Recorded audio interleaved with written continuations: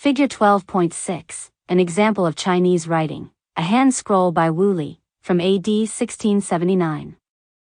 Alphabet used in Ireland and parts of Celtic Britain from around the 4th century AD similarly adopted the alphabetic principle but again devised unique letter forms, apparently based on a 5-finger system of hand signals.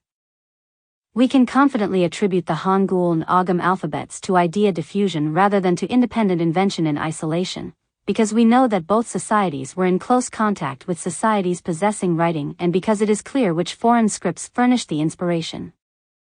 In contrast, we can confidently attribute Sumerian cuneiform and the earliest Mesoamerican writing to independent invention, because at the times of their first appearances there existed no other script in their respective hemispheres that could have inspired them. Still debatable are the origins of writing on Easter Island, in China, and in Egypt. The Polynesians living on Easter Island, in the Pacific Ocean, had a unique script of which the earliest preserved examples date back only to about AD 1851, long after Europeans reached Easter in 1722. Perhaps writing arose independently on Easter before the arrival of Europeans, although no examples have survived. But the most straightforward interpretation is to take the facts at face value, and to assume that Easter Islanders were stimulated to devise a script after seeing the written proclamation of annexation that a Spanish expedition handed to them in the year 1770. As for Chinese writing, first attested around 1300 BC but with possible earlier precursors, it too has unique local signs and some unique principles, and most scholars assume that it evolved independently. Writing had developed before 3000 BC in Sumer, 4,000 miles west of early Chinese urban centers, and appeared by 2200 BC in the Indus Valley, 2,600 miles west, but no early writing systems are known from the whole area between the Indus Valley and China. Thus, there is no evidence that the earliest Chinese scribes could have had knowledge of any other writing system to inspire them. Egyptian hieroglyphics, the most famous of all ancient writing systems, are also usually assumed to be the product of independent invention, but the alternative interpretation of idea diffusion is more feasible than in the case of Chinese writing. Hieroglyphic writing appeared rather suddenly, in nearly full-blown form, around 3000 BC. Egypt lay only 800 miles west of Sumer, with which Egypt had trade contracts. I find it suspicious that no evidence of a gradual development of hieroglyphs has come down to us, even though Egypt's dry climate would have been favorable for preserving earlier experiments in writing. And though the similarly dry climate of Sumer has yielded abundant evidence of the development of Sumerian cuneiform for at least several centuries before 3000 BC. Equally suspicious is the appearance of several other, apparently independently designed, writing systems in Iran, Crete, and Turkey, after the rise of Sumerian and Egyptian writing. Although each of those systems used distinctive sets of signs not borrowed from Egypt or Sumer, the peoples involved could hardly have been unaware of the writing of their neighboring trade partners. It would be a remarkable coincidence if, after millions of years of human existence without writing, all those Mediterranean and Near Eastern societies had just happened to hit independently on the idea of writing within a few centuries of each other. Hence a possible interpretation seems to me idea diffusion, as in the case of Sequoia's syllabary. That is, Egyptians and other peoples may have learned from Sumerians about the idea of writing and possibly about some of the principles, and then devised other principles and all the specific forms of the letters for themselves. Let us now return to the main question with which we began this chapter. Why did writing arise in and spread to some societies, but not to many others? Blueprints and borrowed letters. Figure 12.7, an example of Egyptian hieroglyphs, the funerary papyrus of Princess Enti, New York. Convenient starting points for our discussion are the limited capabilities, uses, and users of early writing systems.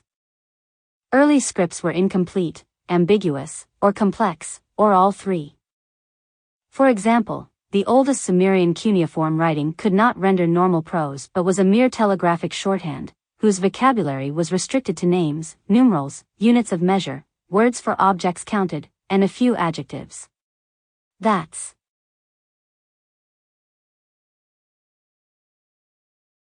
as if a modern American court clerk were forced to write John 27 fat sheep, because English writing lacked the necessary words and grammar to write we ordered John to deliver the 27 fat sheep that he owes to the government.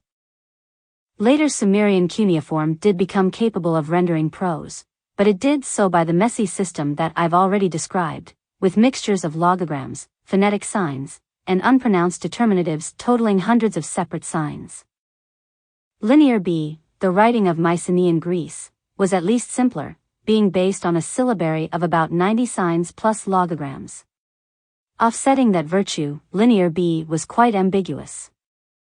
It omitted any consonant at the end of a word, and it used the same sign for several related consonants. We know how confusing we find it when native-born Japanese people speak English without distinguishing L and R. Imagine the confusion if our alphabet did the same while similarly homogenizing the other consonants that I mentioned. It's as if we were to spell the words rap, lap, lab, and laugh identically. A related limitation is that few people ever learned to write these early scripts. Knowledge of writing was confined to professional scribes in the employ of the king or temple. For instance, there is no hint that Linear B was used or understood by any Mycenaean Greek beyond small cadres of palace bureaucrats.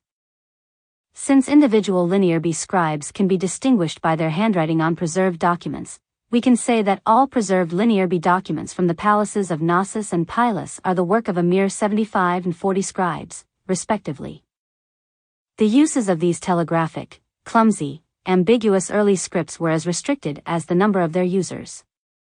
Anyone hoping to discover how Sumerians of 3000 BC thought and felt is in for a disappointment. Instead, the first Sumerian texts are emotionless accounts of palace and temple bureaucrats. About 90% of the tablets in the earliest known Sumerian archives, from the city of Uruk, are clerical records of goods paid in, workers given rations, and agricultural products distributed. Only later, as Sumerians progressed beyond logograms to phonetic writing, did they begin to write prose narratives, such as propaganda and myths. Mycenaean Greeks never even reached that propaganda and myth stage. 1/3 of all Linear B tablets from the Palace of Knossos are accountants' records of sheep and wool, while an inordinate proportion of writing at the Palace of Pylos consists of records of flax. Blueprints and borrowed letters.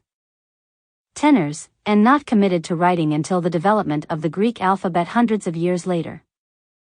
Similarly restricted uses characterize early Egyptian, Mesoamerican, and Chinese writing. Early Egyptian hieroglyphs recorded religious and state propaganda and bureaucratic accounts. Preserved Maya writing was similarly devoted to propaganda, births and accessions and victories of kings, and astronomical observations of priests. The oldest preserved Chinese writing of the late Shang dynasty consists of religious divination about dynastic affairs, incised into so-called oracle bones. A sample Shang text, the king, reading the meaning of the crack, said, "If the child is born on a king day, it will be extremely auspicious." To us today, it is tempting to ask why societies with early writing systems accepted the ambiguities that restricted writing to a few functions and a few scribes. But even to pose that question is to illustrate the gap between ancient perspectives and our own expectations of mass literacy. The intended restricted uses of early writing provided a positive disincentive for devising less ambiguous writing systems. The kings and priests of ancient Sumer wanted writing to be used by professional scribes to record numbers of sheep owed in taxes, not by the masses to write poetry and hatch plots. As the anthropologist Claude Lévi-Strauss put it, ancient writing's main function was to facilitate the enslavement of other human beings. Personal uses of writing by non-professionals came only much later, as writing systems grew simpler and more expressive. For instance, with the fall of Mycenaean Greek civilization, around 1200 BC, Linear B disappeared, and Greece returned to an age of preliteracy. When writing finally returned to Greece, in the 8th century BC, the new Greek writing, its users, and its uses were very different. The writing was no longer an ambiguous syllabary mixed with logograms but an alphabet borrowed from the Phoenician consonantal alphabet and improved by the Greek invention of vowels. In place of lists of sheep, legible only to scribes and read only in palaces, Greek alphabetic writing from the moment of its appearance was a vehicle of poetry and humor, to be read in private homes. For instance, the first preserved example of Greek alphabetic writing, scratched onto an Athenian wine jug of about 740 BC, is a line of poetry announcing a dancing contest. Whoever of all dancers performs most nimbly will win this vase as a prize. The next example is 3 lines of dactylic hexameter scratched onto a drinking cup. I am Nestor's delicious drinking cup. Whoever drinks from this cup swiftly will the desire of fair-crowned Aphrodite seize him. The earliest preserved examples of the Etruscan and Roman alphabets are also inscriptions on drinking cups and wine containers. Only later did the alphabet's easily learned vehicle of private communication become co-opted for public or bureaucratic purposes. Thus, the developmental sequence of uses for alphabetic writing was the reverse of that for the earlier systems of logograms and syllabaries. The limited uses and users of early writing suggest why writing appeared so late in human evolution. All of the likely or possible independent inventions of writing, and all of the early adaptations of those invented systems, involved socially stratified societies with complex and centralized political institutions, whose necessary relation to food production we shall explore in a later chapter. Early writing served the needs of those political institutions, and the users were full-time bureaucrats nourished by stored food surpluses grown by food-producing peasants. Writing was never developed or even adopted by hunter-gatherer societies, because they lacked both the institutional uses of early writing and the social and agricultural mechanisms for generating the food surpluses required to feed scribes. Thus, food production and thousands of years of societal evolution following its adoption were as essential for the evolution of writing as for the evolution of microbes causing human epidemic diseases. Writing arose independently only in the Fertile Crescent, Mexico, and probably China precisely because those were the first areas where food production emerged in their respective hemispheres. Once writing had been invented by those few societies, it then spread, by trade and conquest and religion, to other societies with similar economies and political organizations. While food production was thus a necessary condition for the evolution or early adoption of writing, it was not a sufficient condition. At the beginning of this chapter, I mentioned the failure of some food-producing societies with complex political organization to develop or adopt writing before modern times. Those cases, initially so puzzling to us moderns accustomed to viewing writing as indispensable to a complex society, included one of the world's largest empires as of AD 1520, the Inca Empire of South America. They also included Tonga's maritime proto-empire, the Hawaiian state emerging in the late 18th century, all of the states and chiefdoms of sub-equatorial Africa and sub-Saharan West Africa before the arrival of Islam, and the largest native North American societies, those of the blueprints and borrowed letters. Mississippi Valley and its tributaries. Why did all those societies fail to acquire writing, despite their sharing prerequisites with societies that did do so? Here we have to remind ourselves that the vast majority of societies with writing acquired it by borrowing it from neighbors or by being inspired by them to develop it, rather than by independently inventing it themselves. The societies without writing that I just mentioned are ones that got a later start of food production than did Sumer, Mexico, and China. Given enough time, the societies lacking writing might also have eventually developed it on their own. Had they been located nearer to Sumer, Mexico, and China, they might instead have acquired writing or the idea of writing from those centers, just as did India, the Maya, and most other societies with writing. But they were too far from the first centers of writing to have acquired it before modern times. The importance of isolation is most obvious for Hawaii and Tonga, both of which were separated by at least 4,000 miles of ocean from the nearest societies with writing. The other societies illustrate the important point that distance as the crow flies is not an appropriate measure of isolation for humans. The Andes, West Africa's kingdoms, and the mouth of the Mississippi River lay only about 1,200, 1,500, and 700 miles, respectively, from societies with writing in Mexico, North Africa, and Mexico, respectively. These distances are considerably less than the distances the alphabet had to travel from its homeland on the eastern shores of the Mediterranean to reach Ireland, Ethiopia, and Southeast Asia within 2,000 years of its invention. But humans are slowed by ecological and water barriers that crows can fly over. The states of North Africa and West Africa were separated from each other by Saharan desert unsuitable for agriculture and cities. The deserts of northern Mexico similarly separated the urban centers of southern Mexico from the chiefdoms of the Mississippi Valley. Communication between southern Mexico and the Andes required either a sea voyage or else a long chain of overland contacts via the narrow, forested, never urbanized Isthmus of Darien. Hence the Andes, West Africa, and the Mississippi Valley were effectively rather isolated from societies with writing. That's not to say that those societies without writing were totally isolated.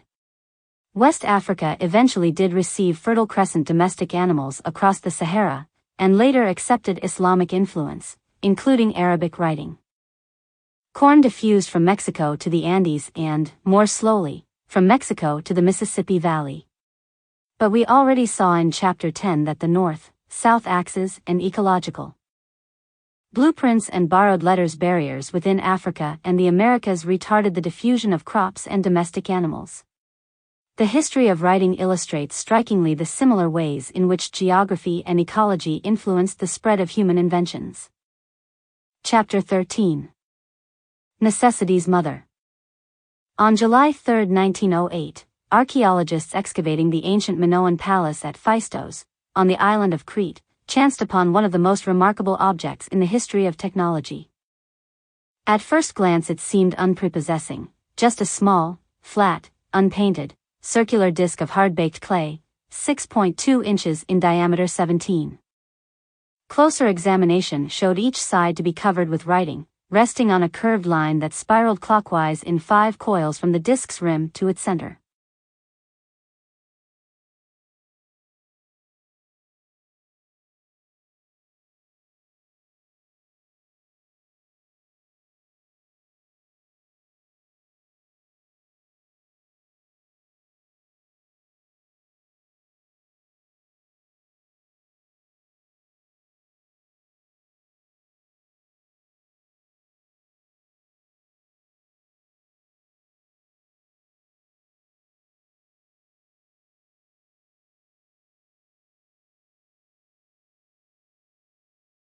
A total of 241 signs or letters was neatly divided by etched vertical lines into groups of several signs, possibly constituting words. The writer must have planned and executed the disc with care, so as to start writing at the rim and fill up all the available space along the spiraling line, yet not run out of space on reaching the center. Ever since it was unearthed, the disc has posed a mystery for historians of writing. The number of distinct signs suggests a syllabary rather than an alphabet, but it is still undeciphered, and the forms of the signs are unlike those of any other known writing system. Not another scrap of the strange script has turned up in the 89 years since its discovery. Thus, it remains unknown whether it represents an indigenous Cretan script or a foreign import to Crete. For historians of technology, the Phaistos disc is even more baffling. Its estimated date of 1700 BC makes it by far the earliest printed document in the world. Instead of being etched by hand, as were all texts of Crete's later Linear A and Linear B scripts, the disc signs were punched into soft clay by stamps that bore a sign as raised type. The printer evidently had a set of at least 45 stamps, one for each sign appearing on the disc. Making these stamps must have entailed a great deal of work, and they surely weren't manufactured just to print this single document. Whoever used them was presumably doing a lot of writing. With those stamps, their owner could make copies much more quickly. Necessity's Mother Figure 13.1, one side of the two-sided Phaistos disc. 202. And neatly than if he or she had written out each of the script's complicated signs at each appearance. The Phaistos disc anticipates humanity's next efforts at printing, which similarly used cut type or blocks but applied them to paper with ink, not to clay without ink. However, those next efforts did not appear until 2,500 years later in China and 3,100 years later in medieval Europe. Why was the disc's precocious technology not widely adopted in Crete or elsewhere in the ancient Mediterranean?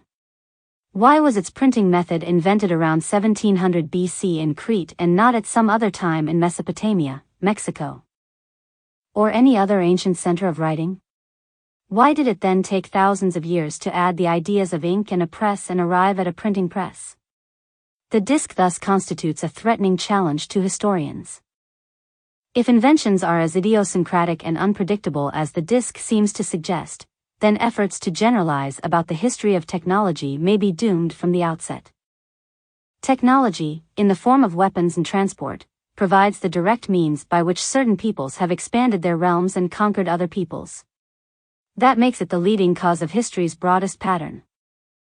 But why were Eurasians, rather than Native Americans or Sub-Saharan Africans, the ones to invent firearms, ocean-going ships, and steel equipment? The differences extend to most other significant technological advances, from printing press to glass and steam engines. Why were all those inventions Eurasian? Why were all New Guineans and native Australians in AD 1800 still using stone tools like ones discarded thousands of years ago in Eurasia and most of Africa, even though some of the world's richest copper and iron deposits are in New Guinea and Australia, respectively? All those facts explain why so many laypeople assume that Eurasians are superior to other peoples in inventiveness and intelligence. If, on the other hand, no such difference in human neurobiology exists to account for continental differences in technological development, what does account for them? An alternative view rests on the heroic theory of invention. Technological advances seem to come disproportionately from a few very rare geniuses, such as Johannes Gutenberg, James Watt, Thomas Edison, and the Wright brothers. They were Europeans, or descendants of European emigrants to America. So were Archimedes and other rare geniuses of ancient times. Could such geniuses have equally well been born in Tasmania or Namibia? Does the history of technology depend on nothing more than accidents of the birthplaces of a few inventors? Still another alternative view holds that it is a matter not of individual inventiveness but of the receptivity of whole societies to innovation. Some societies seem hopelessly conservative, inward-looking, and hostile to change. That's the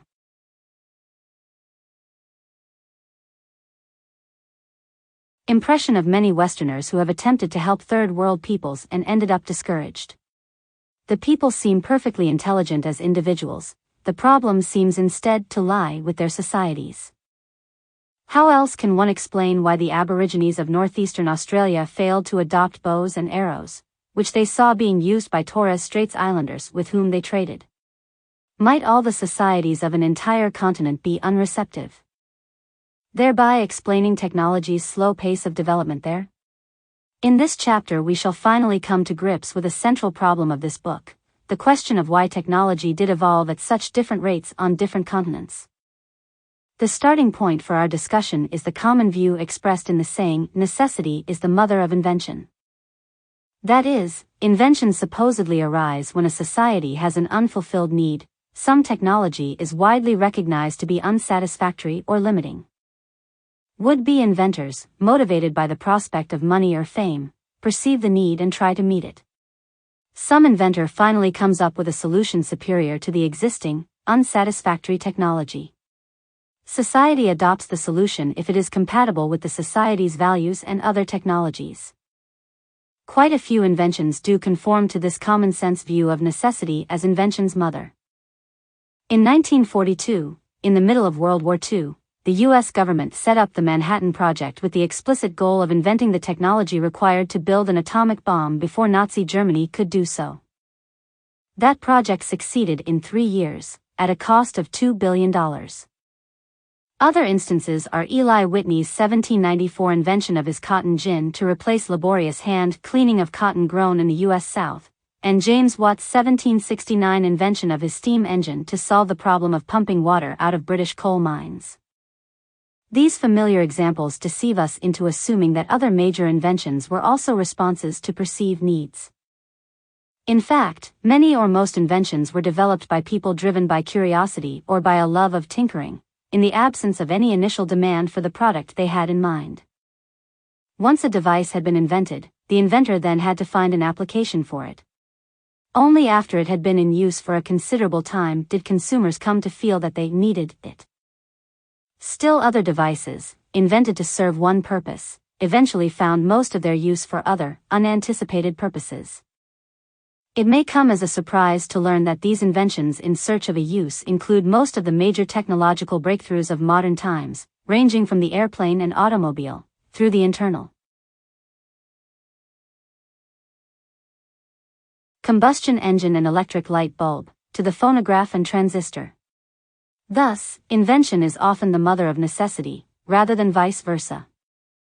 A good example is the history of Thomas Edison's phonograph, the most original invention of the greatest inventor of modern times. When Edison built his first phonograph in 1877, he published an article proposing 10 uses to which his invention might be put. They included preserving the last words of dying people, recording books for blind people to hear, announcing clock time, and teaching spelling. Reproduction of music was not high on Edison's list of priorities. A few years later, Edison told his assistant that his invention had no commercial value. Within another few years he changed his mind and did enter business to sell phonographs, but for use as office dictating machines. When other entrepreneurs created jukeboxes by arranging for a phonograph to play popular music at the drop of a coin, Edison objected to this debasement, which apparently detracted from serious office use of his invention. Only after about 20 years did Edison reluctantly concede that the main use of his phonograph was to record and play music. The motor vehicle is another invention whose uses seem obvious today. However, it was not invented in response to any demand. When Nikolaus Otto built his first gas engine, in 1866, horses had been supplying people's land transportation needs for nearly 6,000 years, supplemented increasingly by steam-powered railroads for several decades. There was no crisis in the availability of horses, no dissatisfaction with railroads. Because Otto's engine was weak, heavy, and 7 feet tall, it did not recommend itself over horses. Not until 1885 did engines improve to the point that Gottfried Daimler got around to installing one on a bicycle to create the first motorcycle. He waited until 1896 to build the first truck. In 1905, motor vehicles were still expensive, unreliable toys for the rich. Public contentment with horses and railroads remained high until World War I, when the military concluded that it really did need trucks. Intensive post-war lobbying by truck manufacturers and armies finally convinced the public of its own needs and enabled trucks to begin to supplant horse-drawn wagons in industrialized countries. Even in the largest American cities, the changeover took 50 years. Inventors often have to persist at their tinkering for a long time in the absence of public demand, because early models performed too poorly to be useful. The first cameras, typewriters, and television sets were as awful as Otto's 7-foot-tall gas engine. That makes it difficult for an inventor to foresee whether his or her awful prototype might eventually find a use and thus warrant more time and expense to develop it. Each year, the United States issues about 70,000 patents, only a few of which ultimately reach the stage of commercial production. For each great invention that ultimately found a use, there are countless others that did not. Even inventions that meet the need for which they were initially designed may later prove more valuable at meeting unforeseen needs. While James Watt designed his steam engine to pump water from mines, it soon was supplying power to cotton mills, then propelling locomotives and boats. Thus, the common-sense view of invention that served as our starting point reverses the usual roles of invention and need. It also overstates the importance of rare geniuses, such as Watt and Edison. That heroic theory of invention, as it is termed, is encouraged by patent law, because an applicant for a patent must prove the novelty of the invention submitted. Inventors thereby have a financial incentive to denigrate or ignore previous work. From a patent lawyer's perspective, the ideal invention is one that arises without any precursors, like Athene springing fully formed from the forehead of Zeus. In reality, even for the most famous and apparently decisive modern inventions, neglected precursors lurked behind the bald claim, X invented Y. For instance, we are regularly told, James Watt invented the steam engine in 1769, supposedly inspired by watching steam rise from a teakettle spout. Unfortunately for this splendid fiction, Watt actually got the idea for his particular steam engine while repairing a model of Thomas Newcomen's steam engine, which Newcomen had invented 57 years earlier and of which over 100 had been manufactured in England by the time of Watt's repair work. Newcomen's engine, in turn, followed the steam engine that the Englishman Thomas Savery patented in 1698, which followed the steam engine that the Frenchman Denis Papin designed around 1680. Which in turn had precursors in the ideas of the Dutch scientist Christian Huygens and others. All this is not to deny that what greatly improved Newcomen's engine, just as Newcomen had greatly improved Savery's. Similar histories can be related for all modern inventions that are adequately documented.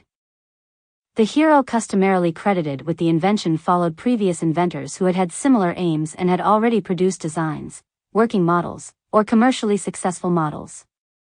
Edison's famous invention of the incandescent light bulb on the night of October 21, 1879, improved on many other incandescent light bulbs patented by other inventors between 1841 and 1878.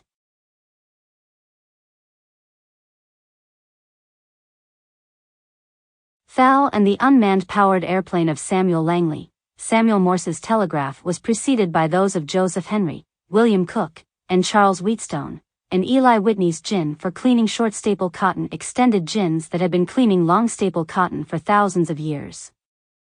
All this is not to deny that what Edison, the Wright brothers, Morse, and Whitney made big improvements and thereby increased or inaugurated commercial success. The form of the invention eventually adopted might have been somewhat different without the recognized inventor's contribution. But the question for our purposes is whether the broad pattern of world history would have been altered significantly if some genius inventor had not been born at a particular place and time. The answer is clear: there has never been any such person. All recognized famous inventors had capable predecessors and successors and made their improvements at a time when society was capable of using their product.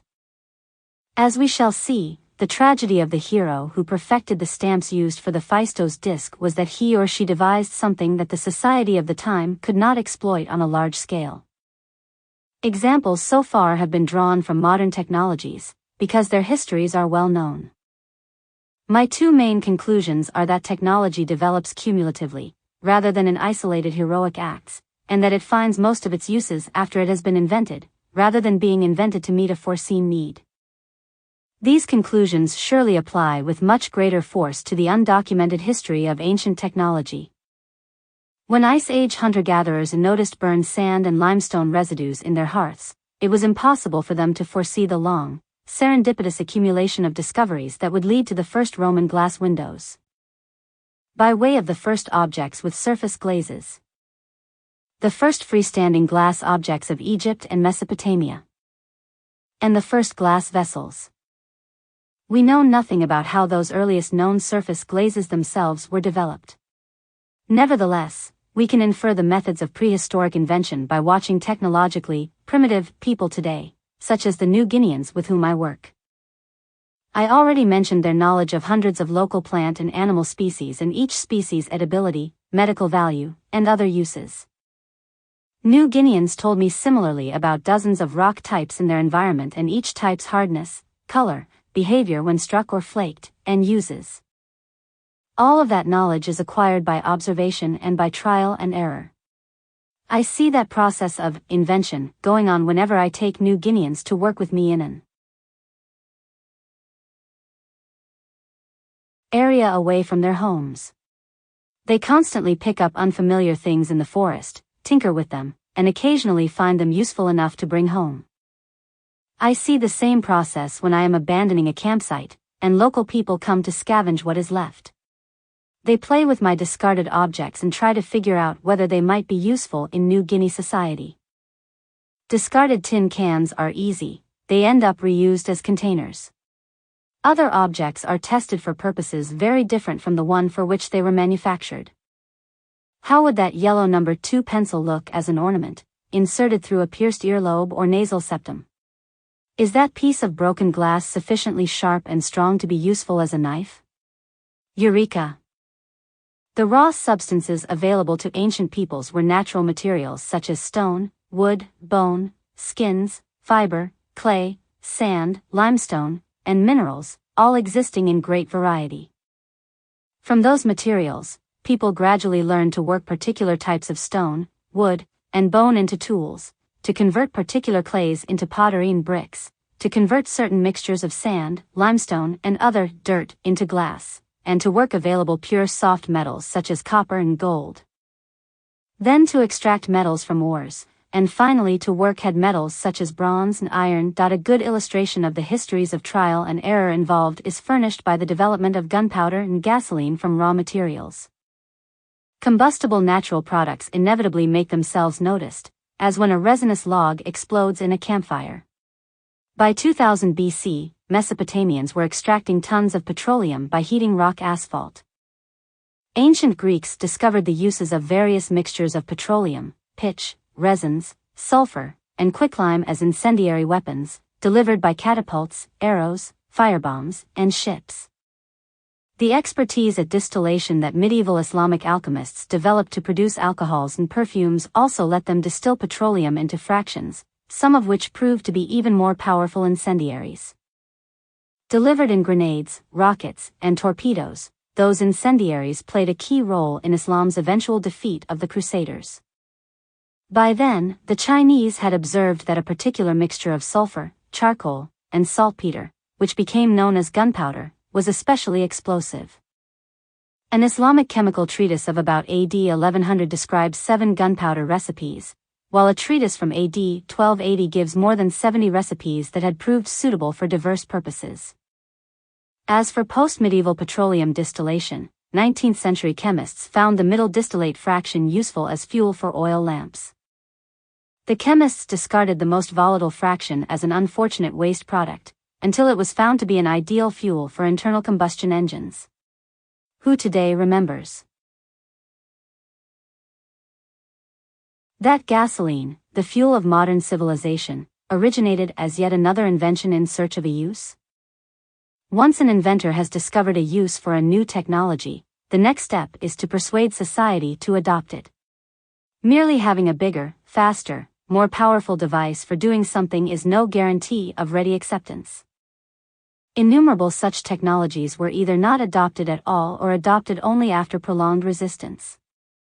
Notorious examples include the U.S. Congress's rejection of funds to develop a supersonic transport in 1971, the world's continued rejection of an efficiently designed typewriter keyboard, and Britain's long reluctance to adopt electric lighting. What is it that promotes an invention's acceptance by a society? Let's begin by comparing the acceptability of different inventions within the same society. It turns out that at least 4 factors influence acceptance. The first and most obvious factor is relative economic advantage compared with existing technology. While wheels are very useful in modern industrial societies, that has not been so in some other societies. Ancient native Mexicans invented wheeled vehicles with axles for use as toys, but not for transport. That seems incredible to us, until we reflect that ancient Mexicans lacked domestic animals to hitch to their wheeled vehicles, which therefore offered no advantage over human porters. A second consideration is social value and prestige, which can override economic benefit. Millions of people today buy designer jeans for double the price of equally durable generic jeans, because the social cachet of the designer label counts for more than the extra cost. Similarly, Japan continues to use its horrendously cumbersome kanji writing system in preference to efficient alphabets or Japan's own efficient kana syllabary, because the prestige attached to kanji is so grade 18. Still another factor is compatibility with vested interests.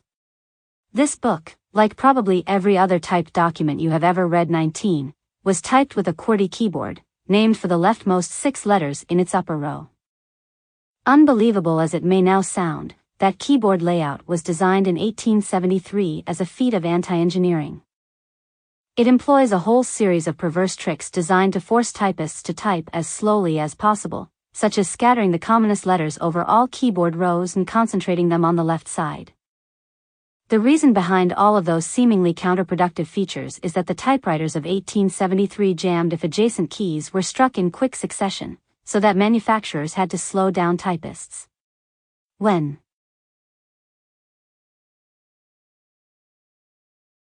improvements in typewriters eliminated the problem of jamming, trials in 1932 with an efficiently laid-out keyboard showed that it would let us double our typing speed and reduce our typing effort by 95%. But QWERTY keyboards were solidly entrenched by then. The vested interests of hundreds of millions of QWERTY typists, typing teachers, typewriter and computer salespeople, and manufacturers have crushed all moves toward keyboard efficiency for over 60 years. While the story of the QWERTY keyboard may sound funny, many similar cases have involved much heavier economic consequences. Why does Japan now dominate the world market for transistorized electronic consumer products, to a degree that damages the United States' balance of payments with Japan? Even though transistors were invented and patented in the United States. Because Sony bought transistor licensing rights from Western Electric at a time when the American electronics consumer industry was churning out vacuum tube models and reluctant to compete with its own products. Why were British cities still using gas street lighting into the 1920s? Long after US and German cities had converted to electric street lighting? Because British municipal governments had invested heavily in gas lighting and placed regulatory obstacles in the way of the competing electric light companies. The remaining consideration affecting acceptance of new technologies is the ease with which their advantages can be observed. In AD 1340, when firearms had not yet reached most of Europe, England's Earl of Derby and Earl of Salisbury happened to be present in Spain at the Battle of Tarifa, where Arabs used cannons against the Spaniards. Impressed by what they saw, the earls introduced cannons to the English army, which adopted them enthusiastically and already used them against French soldiers at the Battle of Crécy 6 years later. Thus, wheels, designer jeans, and QWERTY keyboards illustrate the varied reasons why the same society is not equally receptive to all inventions. Conversely, the same invention's reception also varies greatly among contemporary societies. We are all familiar with the supposed generalization that rural third world societies are less receptive to innovation than our westernized industrial societies. Even within the industrialized world, some areas are much more receptive than others. Such differences, if they existed on a continental scale, might explain why technology developed faster on some continents than on others. For instance, if all Aboriginal Australian societies were for some reason uniformly resistant to change, that might account for their continued use of stone tools after metal tools had appeared on every other continent. How do differences in receptivity among societies arise? A laundry list of at least 14 explanatory factors has been proposed by historians of technology. One is long life expectancy, which in principle should give prospective inventors the years necessary to accumulate technical knowledge, as well as the patience and security to embark on long development programs yielding delayed rewards. Hence, the greatly increased life expectancy brought by modern medicine may have contributed to the recently accelerating pace of invention. The next 5 factors involve economics or the organization of society. The availability of cheap slave labor in classical times supposedly discouraged innovation then, whereas high wages or labor scarcity now stimulate the search for technological solutions. For example, the prospect of changed immigration policies that would cut off the supply of cheap Mexican seasonal labor to Californian farms was the immediate incentive for the development of a machine-harvestable variety of tomatoes in California.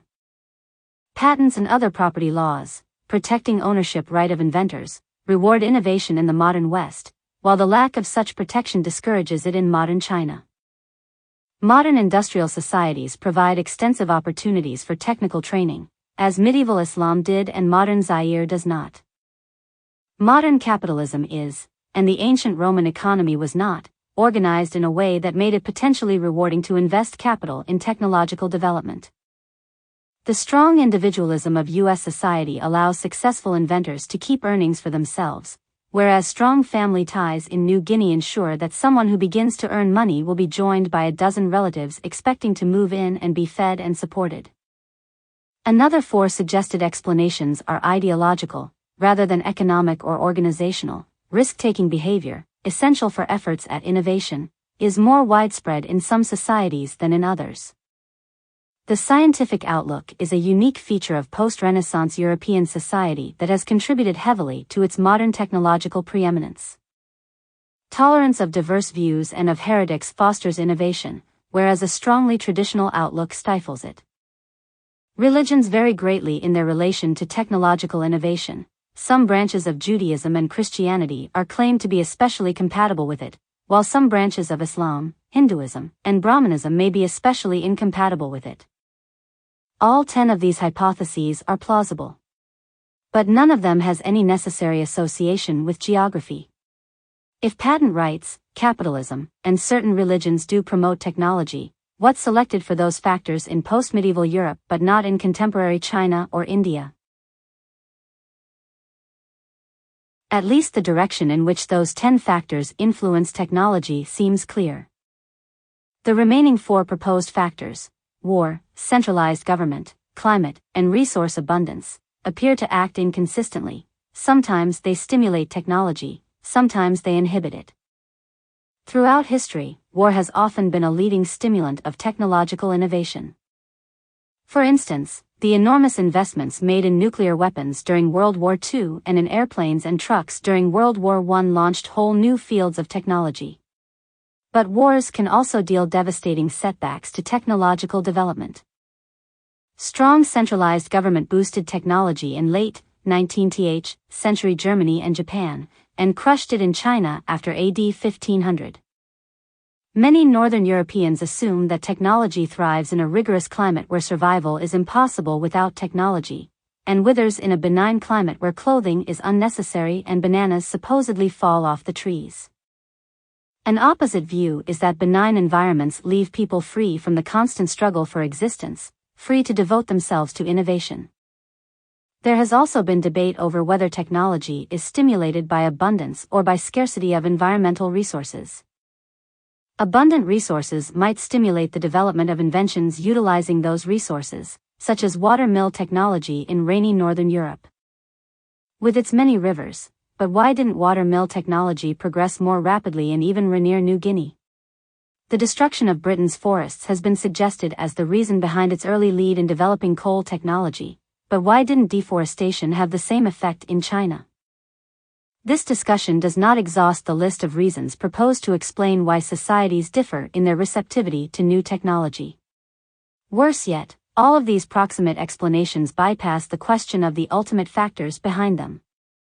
This may seem like a discouraging setback in our attempt to understand the course of history, since technology has undoubtedly been one of history's strongest forces. However, I shall now argue that the diversity of independent factors behind technological innovation actually makes it easier, not harder, to understand history's broad pattern. For the purposes of this book, the key question about the laundry list is whether such factors differed systematically from continent to continent and thereby led to continental differences in technological development. Most laypeople and many historians assume, expressly or tacitly, that the answer is yes. For example, it is widely believed that Australian Aborigines as a group shared ideological characteristics contributing to their technological backwardness. They were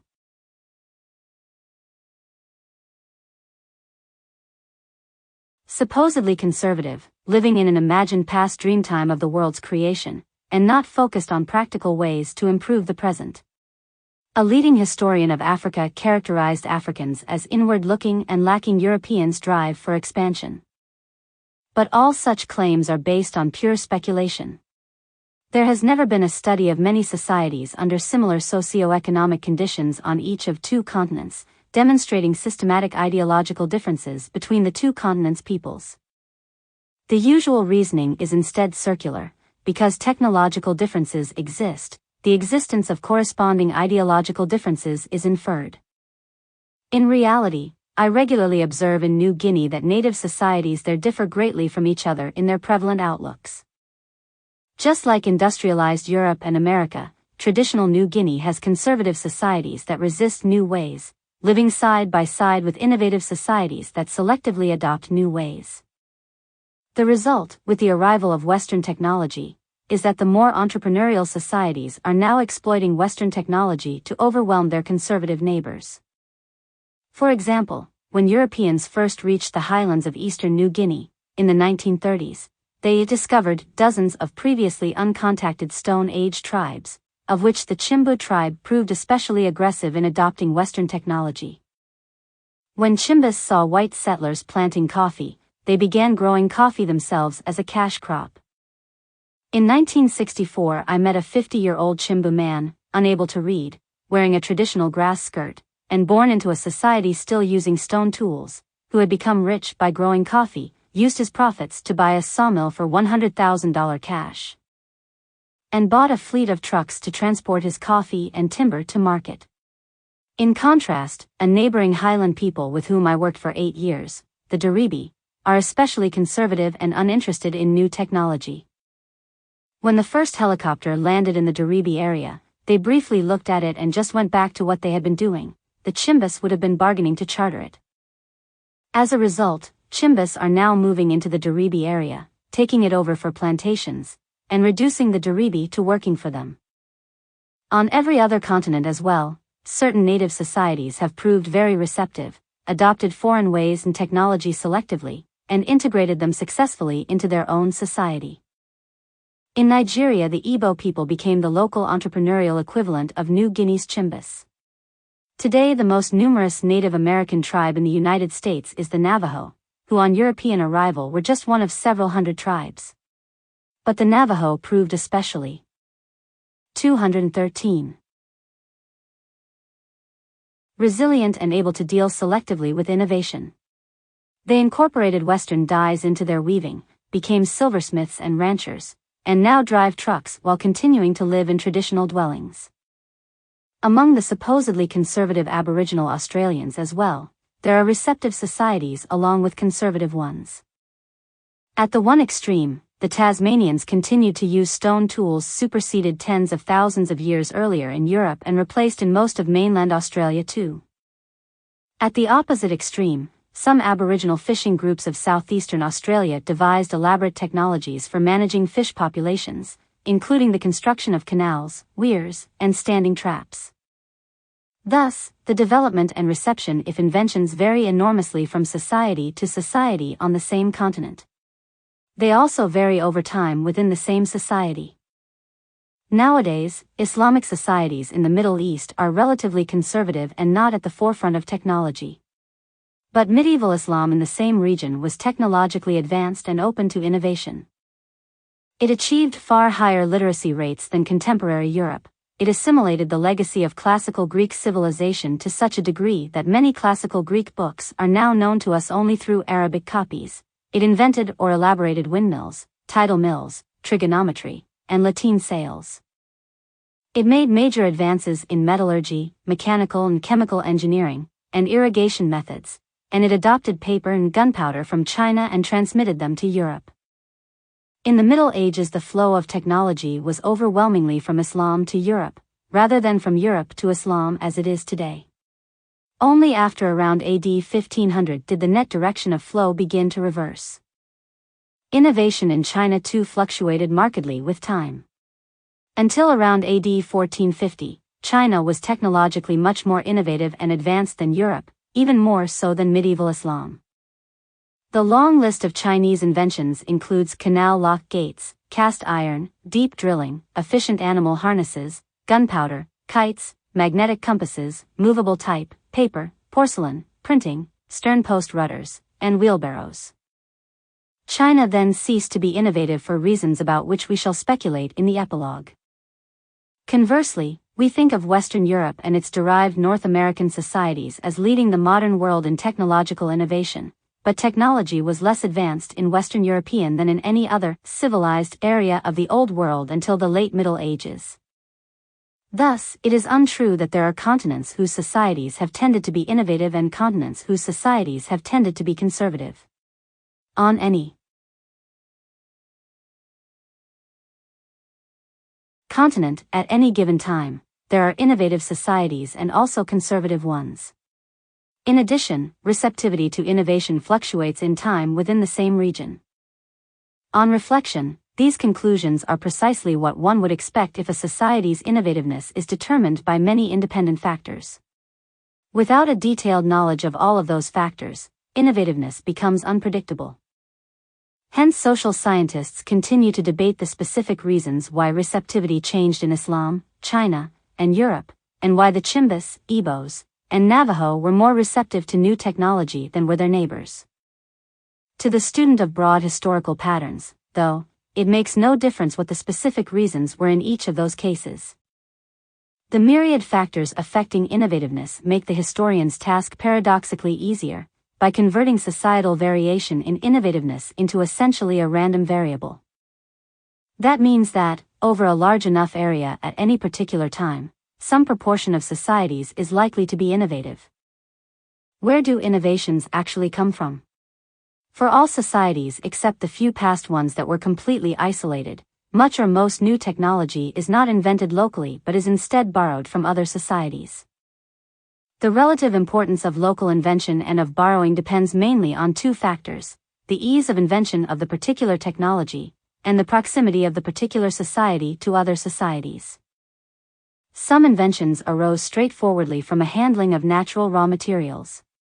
Such inventions developed on many independent occasions in world history, at different places and times. One example, which we have already considered at length, is plant domestication, with at least 9 independent origins. Another is pottery, which may have arisen from observations of the behavior of clay, a very widespread natural material, when dried or heated. Pottery appeared in Japan around 14,000 years ago, in the Fertile Crescent in China by around 10,000 years ago, and in Amazonia, Africa's Sahel zone, the U.S. Southeast, and Mexico thereafter. An example of a much more difficult invention is writing, which does not suggest itself by observation of any natural material. As we saw in Chapter 12, it had only a few independent origins, and the alphabet arose apparently only once in world history.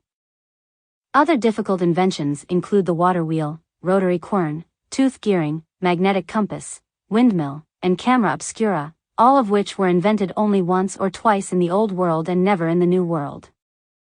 Necessity's mother. Such complex inventions were usually acquired by borrowing, because they spread more rapidly than they could be independently invented locally. A clear example is the wheel, which is first attested around 3400 BC near the Black Sea, and then turns up within the next few centuries over much of Europe and Asia. All those early Old World wheels are of a peculiar design, a solid wooden circle constructed of 3 planks fastened together, rather than a rim with spokes. In contrast, the sole wheels of Native American societies consisted of a single piece, suggesting a second independent invention of the wheel, as one would expect from other evidence for the isolation of New World from Old World civilizations. No one thinks that that same peculiar Old World wheel design appeared repeatedly by chance at many separate sites of the Old World within a few centuries of each other, after 7 million years of wheelless human history.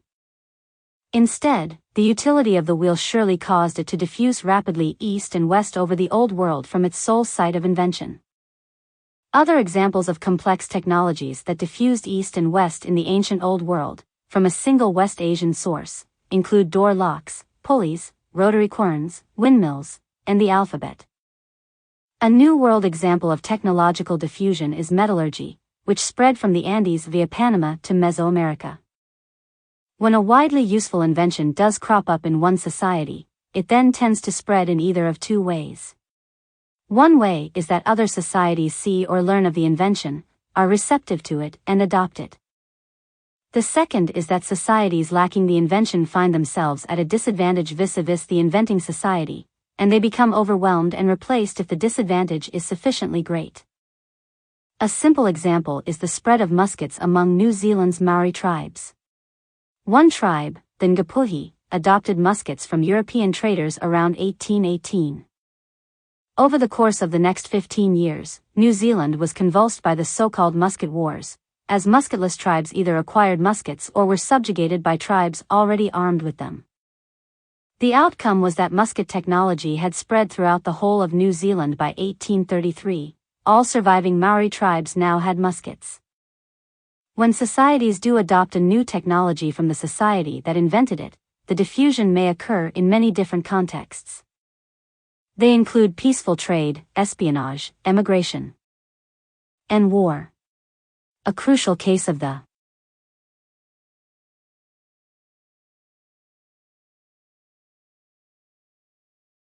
last was the transfer of Chinese papermaking techniques to Islam, made possible when an Arab army defeated a Chinese army at the Battle of Talas River in Central Asia in AD 751, found some papermakers among the prisoners of war, and brought them to Samarkand to set up paper manufacture. In Chapter 12 we saw that cultural diffusion can involve either detailed blueprints or just vague ideas stimulating a reinvention of details. While Chapter 12 illustrated those alternatives for the spread of writing, they also apply to the diffusion of technology.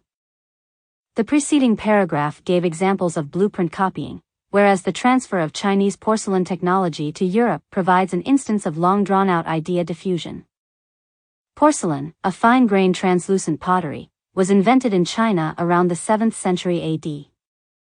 When it began to reach Europe by the Silk Road in the 14th century, it was much admired, and many unsuccessful attempts were made to imitate it.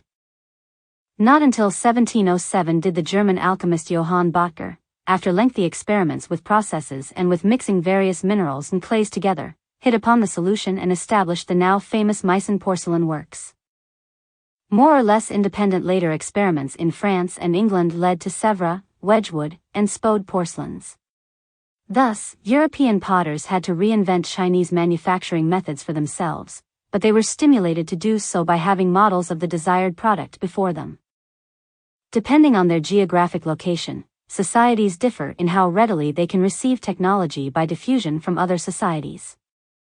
The most isolated people on Earth in recent history were the Aboriginal Tasmanians, living without ocean-going watercraft on an island 100 miles from Australia, itself the most isolated continent. The Tasmanians had no contact with other societies for 10,000 years and acquired no new technology other than what they invented themselves. Australians and New Guineans, separated from the Asian mainland by the Indonesian island chain, received only a trickle of inventions from Asia. The societies most accessible to receiving inventions by diffusion were those embedded in the major continents. In these societies, technology developed most rapidly, because they accumulated not only their own inventions but also those of other societies. For example, medieval Islam, centrally located in Eurasia, acquired inventions from India and China and inherited ancient Greek learning.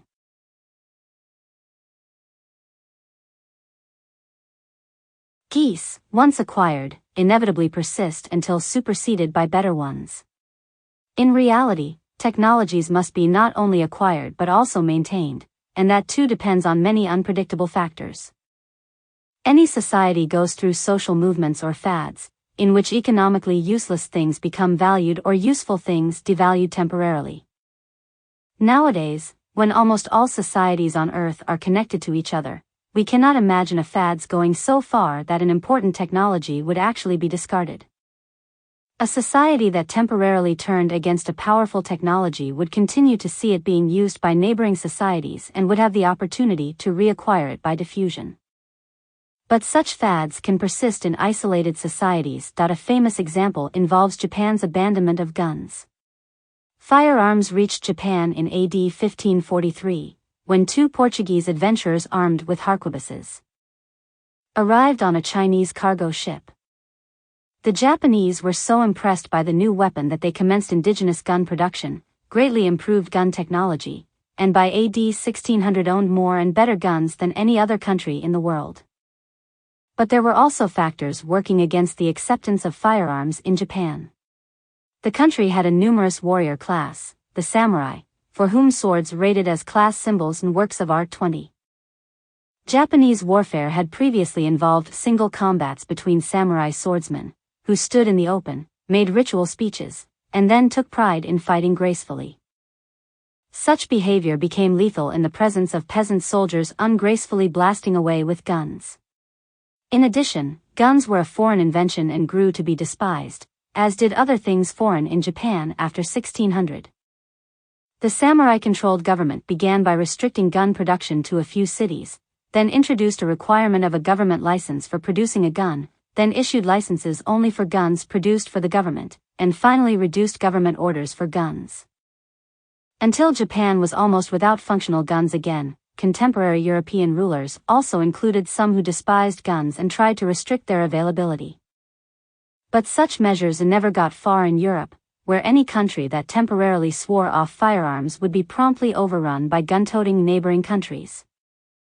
Only because Japan was a populous, isolated island could it get away with its rejection of the powerful new military technology.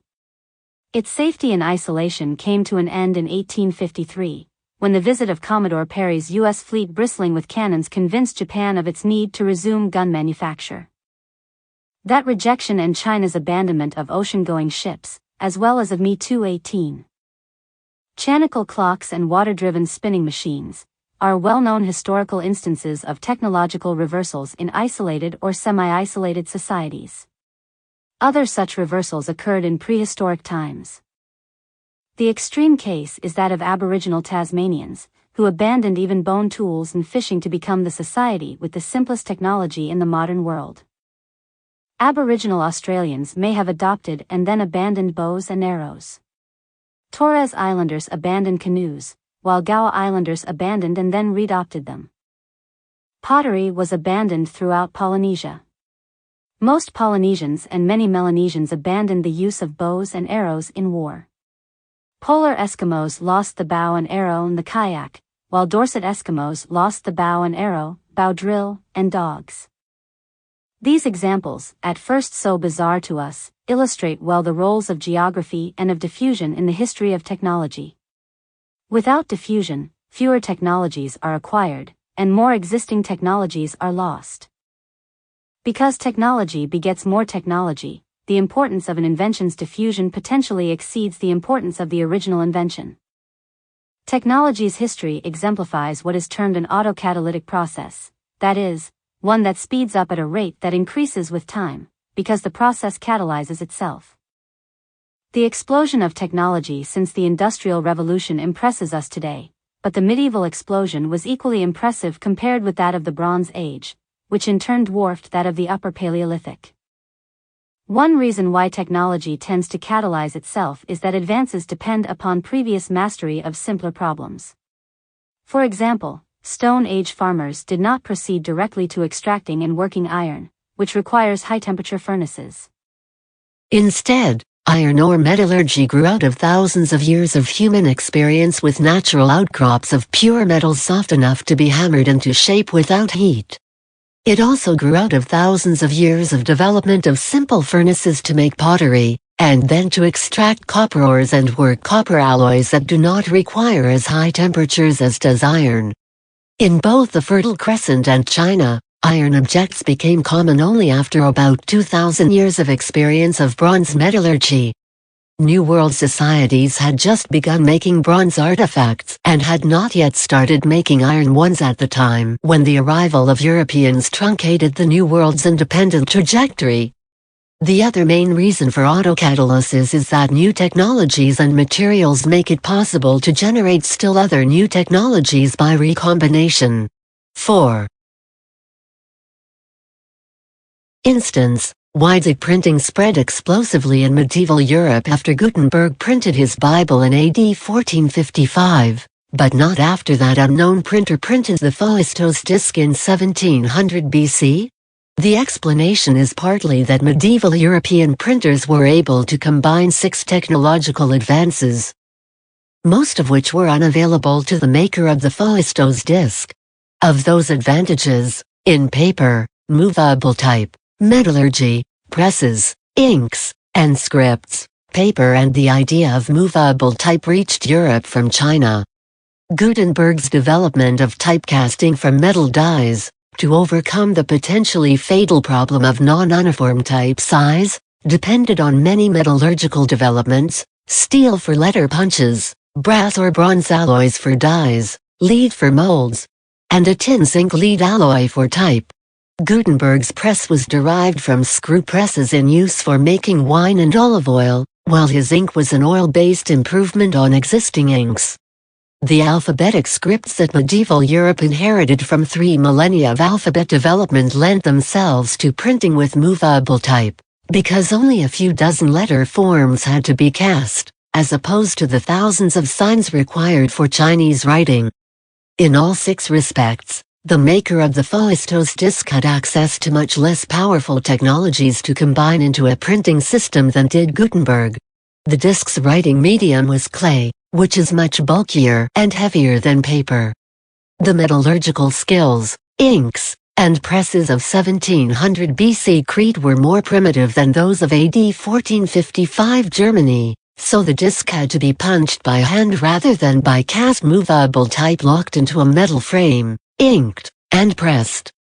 The disk script was a syllabary with more signs, of more complex form, than the Roman alphabet used by Gutenberg. As a result, the Fausto's disk's printing technology was much clumsier, and offered fewer advantages over writing by hand, than Gutenberg's printing press. In addition to all those technological drawbacks, the Fausto's disk was printed at a time when knowledge of writing was confined to a few palace or temple scribes. Hence there was little demand for the disk maker's beautiful product, and little incentive to invest in making the dozens of hand punches required. In contrast, the potential mass market for printing in medieval Europe induced numerous investors to lend money to Gutenberg.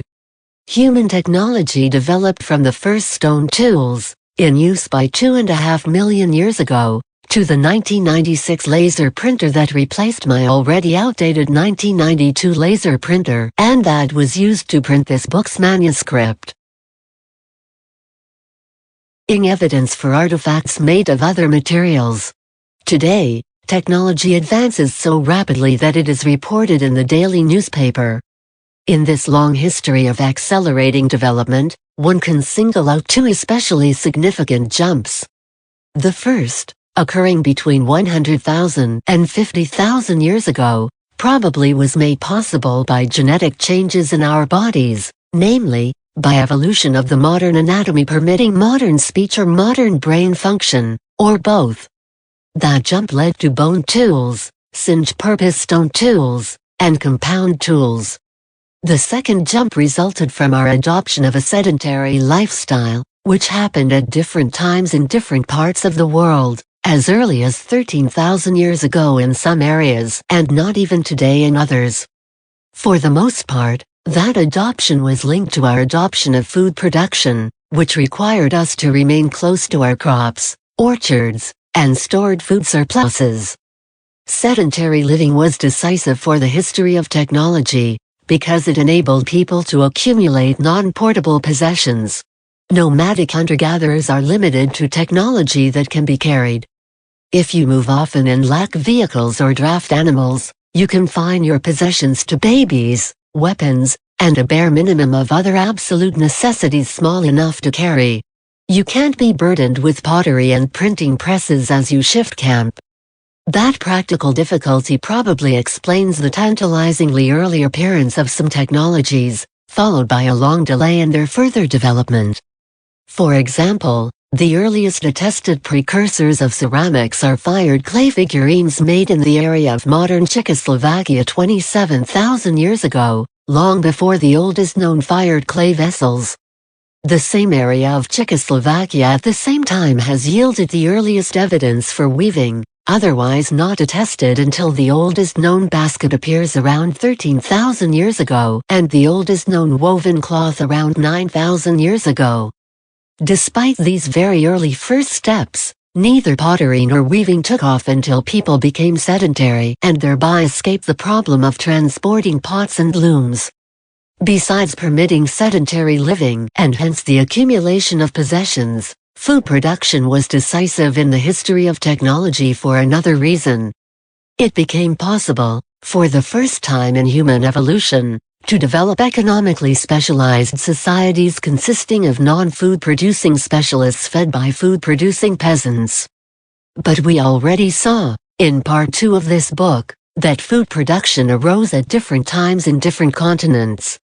In addition, as we've seen in this chapter, local technology